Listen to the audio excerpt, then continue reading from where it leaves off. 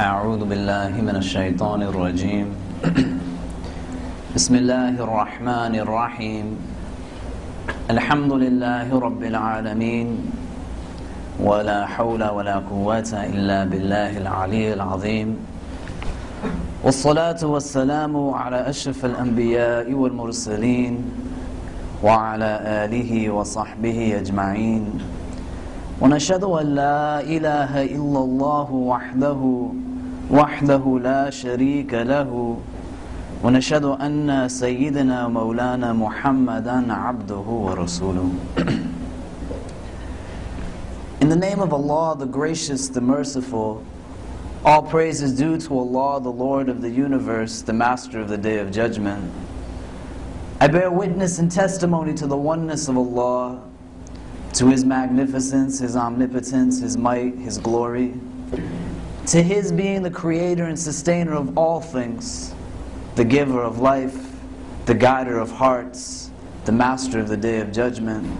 And I bear witness to the fact that Muhammad ibn Abdullah sallallahu alayhi wasallam is His servant and final messenger.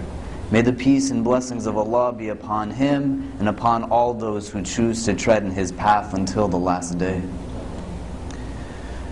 It is said that in the days before he received revelation, the Prophet ﷺ would habitually seek to separate himself from the Meccan society. That on a regular basis, the beloved of Allah ﷺ, he would go to seek solitude so that he could contemplate upon his life in a cave that we know is the cave of Hira. And we know that on that one fateful day when the beloved of Allah ﷺ thinks that he is by himself, his solitude is disrupted by a massive creature of Allah Azawajal, the angel Jibreel ﷺ. That he says that wherever I looked into the horizons, all I saw was this creature, all he saw was the angel Jibreel. And when the angel says to him, Iqra, read, coming with that initial revelation, the Prophet ﷺ, being a man of great strength, is able to respond despite the absurdity of the situation. Ma ana biqari, that I am not a reciter, I am not able to read. The entire interaction takes place thrice, and he is left alone. He is left alone on top of that mountain to make critical sense of everything that has transpired. He is left alone as he is walking down. The doubts begin to plague his mind. He is left alone as he is trying to understand everything that has just happened to him. And now when he needs someone more so than any other point in his life, now when he needs someone to be telling him that he is someone who is good, someone who will diminish these doubts that is in his head, the Prophet ﷺ, being one who is divinely guided by Allah Azawajal, being prepped for this most crucial moment in his life, he is not met by any of his male companions. He is not met by Abu Bakr or Umar or Uthman. He is not met by an Ali. May Allah Azawajal be pleased with all of them. But when the Prophet ﷺ needs somebody more so than at any other point in his life, Allah Azawajal puts into his hand the gentle hand of his wife Khadija radiallahu ta'ala anha. That you are a good man. You honor the rights of guests. You treat orphans with the respect that they deserve. Allah would not test you in this way where you would be possessed by demons. And this is the relationship that the Prophet ﷺ had with his wife.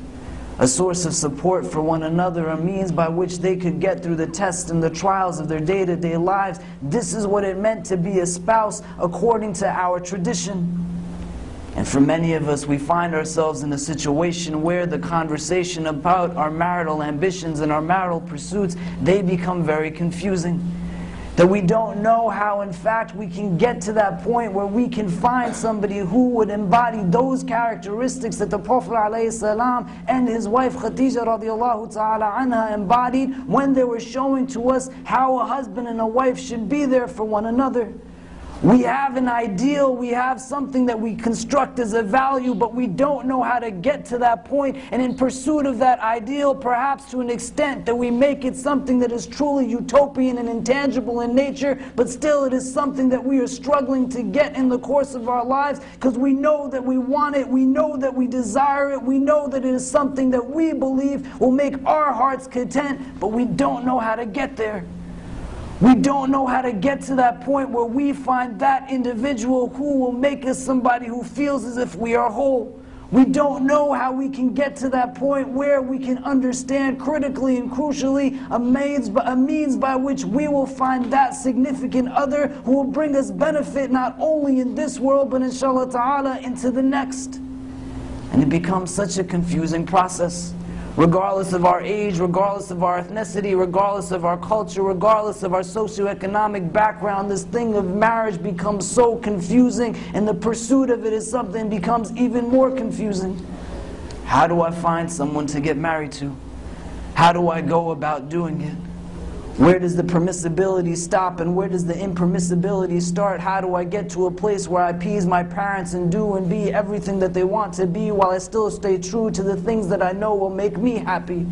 How do I go about finding somebody in a manner in which that relationship that I will sustain will be one that will sustain me not only in the breaths that I take in this world, but will be something that will weigh heavy on my scales and benefit me when I stand in front of Allah Azza wa Jal on that day when I'm taken into account? And the processes that we see are those that are defined for us at a level of permissibility, but they don't equate to something that we would understand to be normative in our tradition. There are many ways of going about it, but there is not one specific way. The Prophet ﷺ, when he gets married to his wife Khadija radiallahu ta'ala anha, he is in her employ for many years. Khadija radiallahu ta'ala anha, she sees this man as being somebody who espouses a certain character, a certain sense of virtue. He has a certain integrity about him, and so she, under her volition, says that I want to marry this man. She is a woman, and she has made a determination and decision for herself. She is not saying that I have to wait for the man to come speak to me, I have to wait for the man to seek out my hand, I have to sit here and wait for some individual who is male to come and say, will you marry me? But she sees somebody that she wants to be wed to, she sees somebody who will be of a benefit to her, she sees somebody who she will be able to create a healthy household with. Why is she going to wait? But it's one way that it can be done. And from that relationship we see that the Prophet ﷺ most assuredly benefits. Not only does he benefit, but the family that he begins to create in this world, they too benefit. Fatima radiallahu ta'ala anha, a woman who is considered to be amongst the best women ever created according to our tradition, she has a mother who is the best of creation, and she has a mother who is amongst the best of creation, and so too her father is the best of creation. How then will she not be the woman that she is when she has this household that she is coming out of? But it makes sense because the two make sense together. And they get to the point where they can be together because Khadija radiallahu ta'ala anha sees for herself that this is someone who would be good for me, and so she seeks him out.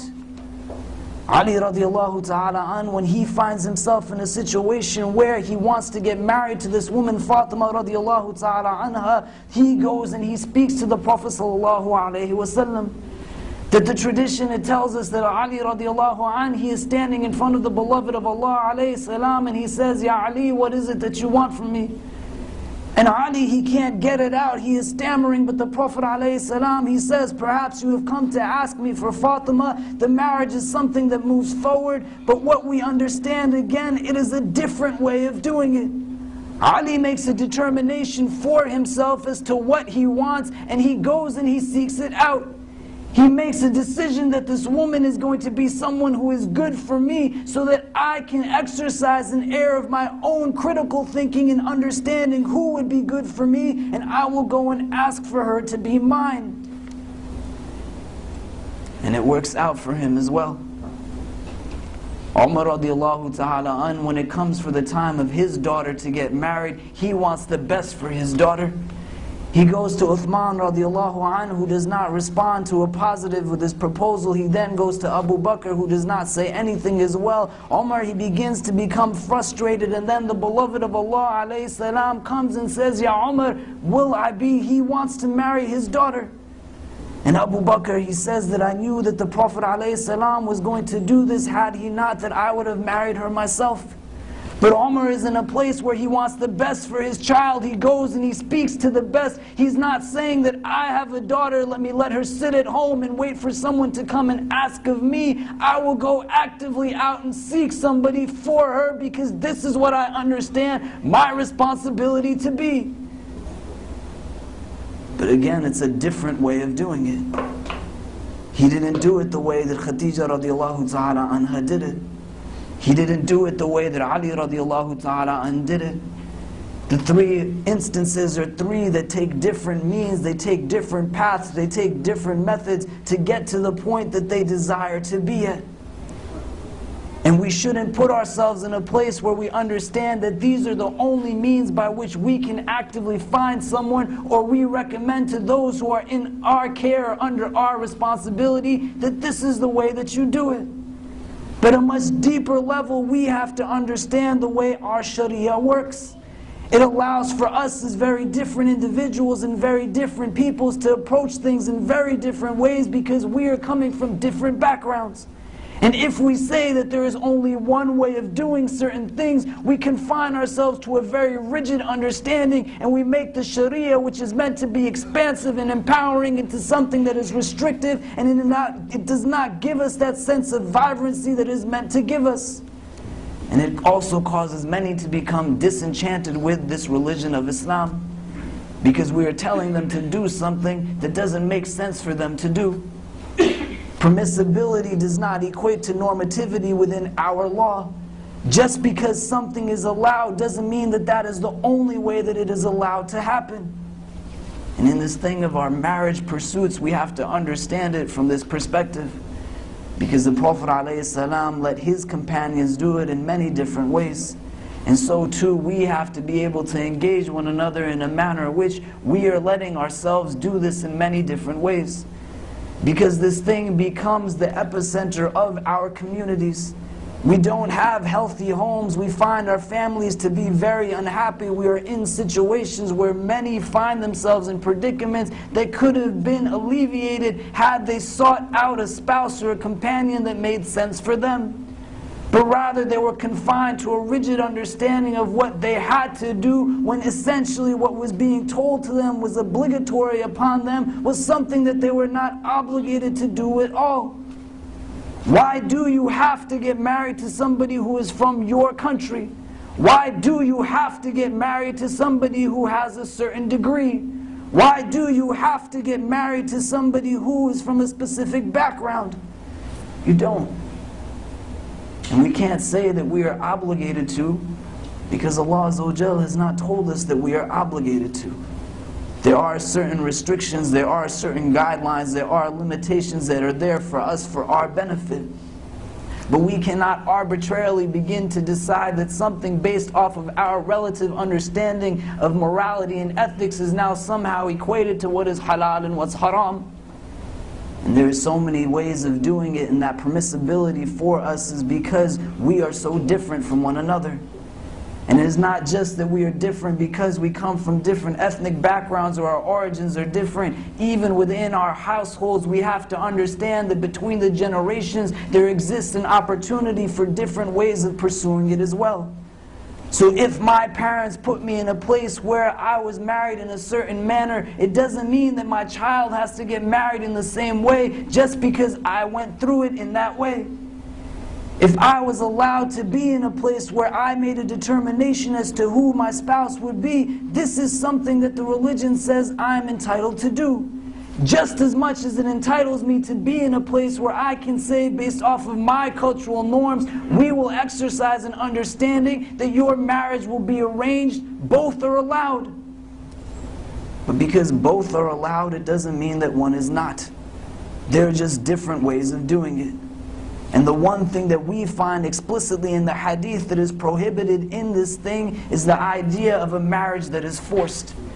That in the Sunan of Abu Dawud rahimahullah, we find the hadith, we find the tradition that the Prophet sallallahu ta'ala alayhi wasallam, he is given word of a young woman who is married against her will. And he speaks to this woman and he says that this marriage will be null and void if you don't want it to be taking place. Because you can't get them married without their consent.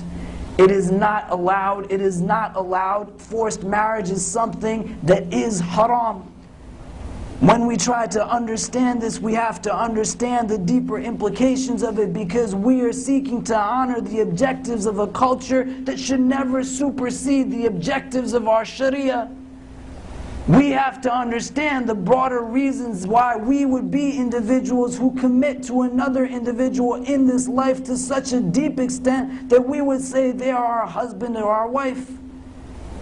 And when we force somebody to get into a relationship that doesn't make sense for them, we are just perpetuating cycles of misunderstanding in households that are not very healthy. We put our children into places where they're forced to succumb to circumstances that they should not be forced to succumb to. And because we don't have the connection to their subjective emotions and the pains that they experience beyond the time that we force them into those predicaments, we let it go as if we believe we have honored the rights and responsibilities that they have over us, when essentially we have not. Young women and young men on a daily basis find themselves in this situation where they are forced to acquiesce to a marriage contract that they do not want to be a part of, because they have a misconstrued understanding of what it means to be obedient to your parents. Islam does not say to you as a mother or a father that you are fully entitled to do what you will with your child's life. It is your child's life, not your own. And if you don't see the direct repercussions and ramifications of it, this is something that is problematic.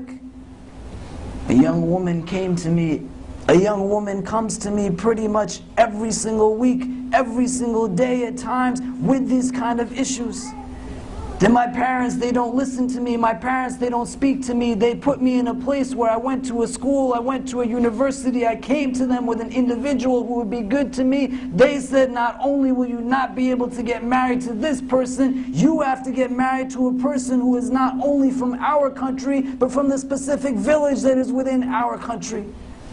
And if you don't do so, you are a bad person. You are dishonoring the rights that we have over you as parents, and you are doing something that surely you will cast sin upon yourself. And the child, wanting to not be someone who is disobedient to these parents, they find themselves in a place, I'm just going to do what I will.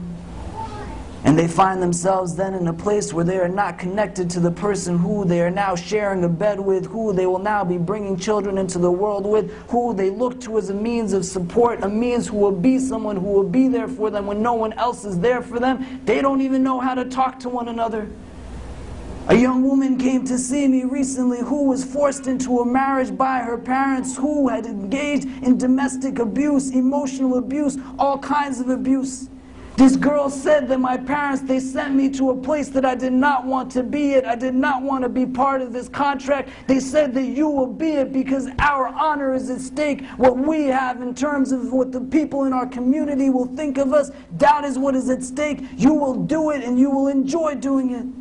And this young woman, she says that I was forced to be in this relationship for more than years, and every single night that my husband came and approached me in a physically intimate way, I felt as if this man was raping me, because I had no desire to be with him. I did not want to be there sharing that bed with him, and I wished I had said no when I had the opportunity to say no, and I wish they had listened to me every single time I had said no, and had not jumped when in my weakness I had said yes.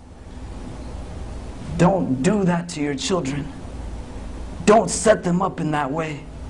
And if you are in a place where you are trying to understand your own marital pursuits, don't say yes to a marriage that you do not want to be a part of. You cannot sacrifice your happiness in that way. In the hadith, we have a woman by the name of Qayla bin Makhrama. This woman, she narrates hadith that we find in the book of Abu Dawood, rahimahullah. And this woman, she has a story that is associated with her, that when her husband passes away, she has several daughters who are not wed. And her husband's brother, he seeks to take seize of these young girls and get them married to people that he thinks they should get married to, not people that they want to marry on their own. And so this woman, Qayla, it is said that she takes her youngest daughter, she is able to grab her and run from the situation, and she goes and seeks out the Prophet ﷺ in Medina. And on her way to Medina, it is said that this man, her brother-in-law, begins to catch up to where she is. When she gets to the outskirts of the city, a struggle ensues, and he takes the child back with him so that he can do with her what he wants to do, get her married against her will. This woman, Qayla, it is said that she comes with a delegation into the city of Medina, and she goes into the masjid at the time of the Fajr prayer the next day. And as she sits, she is given the opportunity to speak to the Prophet ﷺ. And when the beloved of Allah ﷺ hears what has happened to her and what is happening to her daughters, he says that we should not oppress Qayla and her daughters and force them to get married against their will. Every faithful Muslim should help them in this cause. And a Muslim should do good deeds and not evil ones. What more do we want to hear? And what more do we want to understand? We cannot perpetuate these cycles that cast upon our community stereotypes and images that exist in very negative ways, because whether we are conscious of it or not, each and every one of us speaks for this religion of Islam. The manner in which we engage people, the precedent that we set for them, and aside from that, we have to think of the individuals whose lives we are setting up and playing with as if we don't really think that they have any worth, except that they are toys for us to do what we will with them. The Prophet ﷺ, his daughter Fatima radiallahu ta'ala anha, had a most unique relationship with him. Abiha, they called this woman Fatima Zahra, the mother of her father. They said that she mimicked him in all kinds of ways, that she embodied his characteristics. Most assuredly, they had a unique relationship, and they modeled for us the way a father should treat his offspring. Fatima radiallahu ta'ala anha, Aisha sees her when on one occasion, and the Prophet ﷺ is whispering into her ear. And she sees that Fatima cries, and she sees that Fatima laughs, and Aisha says to her that what was it that the beloved of Allah ﷺ was saying to you? And Fatima radiallahu ta'ala anha, she says that my father, he said to me that he would be leaving from this world soon. And this brought tears to my eyes. And then he said to me that I would be from amongst the first who would join him again, and this made me smile. And Fatima radiallahu ta'ala anha, it is said that when she knows she is leaving from this world, in some of our narrations, she takes her own bed into her courtyard and she looks into the heavens with a smile on her face, because she will be reunited with her father once more. Would our daughters do that if they knew they would be with us again? Would our children find themselves in a similar situation based off of the way that we have treated them? If you are in a place where you find yourself in this predicament and you have the ability to say no, then say no. And if you are in a place where you have been forced into this situation and you are not able to remove yourself from it, when you have your own children, don't perpetuate the cycle. Don't let it continue on. Don't let it be something that keeps going. Forced marriages are not allowed in our religion. Both the husband, both the wife, both the groom and the bride, they have to be able to agree and consent to that contract. And if you do it against their will, you are doing something that most assuredly is impermissible in our tradition, in our religion, in our faith. And you are honoring the objectives of a culture that should not supersede the objectives of our Sharia, of our Islam, ever. Our lives were given to us. Even in pursuit of saying that we know what is best for somebody else, we can't justify it by saying that because we love you, we have the ability to do something that will hurt you. This is something that we have to let people decide for themselves. And if we don't do it, we are not honoring the rights that they have over us. May Allah subhanahu wa ta'ala guide us and protect us. May He bless us with knowledge that benefits us. May He bless us with the tawfiq to understand and implement that knowledge into our daily lives. And may He guide and bless us all. Wallahu ta'ala alam wa billahi tawfiq. Wassalamu alaikum wa rahmatullahi ta'ala wa barakatuhu.